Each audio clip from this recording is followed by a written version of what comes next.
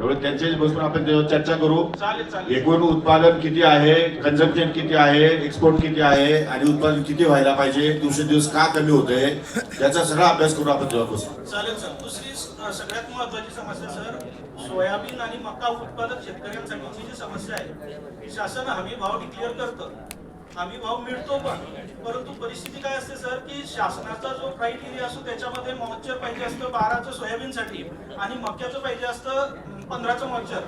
या केसमध्ये ज्यावेळेस त्याचा ताजा सोयाबीन निघतो त्यावेळेस त्या सोयाबीनचं मॉइश्चर असतं 18 ते 20% आणि त्या केसमध्ये बाजारात भाव असतो 3800 रुपये 3600 रुपये सोयाबीनचा. इकडे काय होतं की हे 12चं मॉइश्चर फक्त त्याला सुकवण्यासाठी त्याच्याकडे जागा नसते आणि साठवण्यासाठी गोडाऊन नसतं, म्हणजे त्याला फक्त 1 महिन्याच्या कालावधीसाठी त्याचा सोयाबीन जिथं शासनाचा हमी भाव 4900 रुपये म्हणजे 4900 रुपयाचा आहे, त्याच्याऐवजी त्याला त्याचं सोयाबीन जे आहे ते 3800 रुपयांनी विकावं लागतं.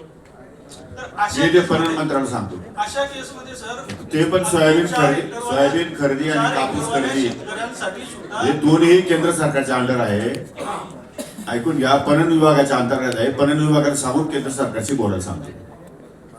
तो मुद्दा तुमचा आम्हाला मान्य आहे. बऱ्याच शेतकऱ्यांनी सांगितलं आहे की त्याचं जे कॉस्टिंग आपोआप कमी होऊन जातं. याच्यासाठी ना अगदी 4 हेक्टरवाला जो शेतकरी असेल त्याच्यासाठी सुद्धा छोटंसं शेड किंवा जर का खड्यासारखं म्हणजे जे 2 गुंठ्याचं छोटंसं कॉन्क्रीटचं खडं आहे तेवढं जरी दिलं तरी त्याच्यावर तो सुकवू शकतो. ठीक आहे, एवढं तरी त्याच्यासाठी लागतं. ठीक, ओके, थँक्यू.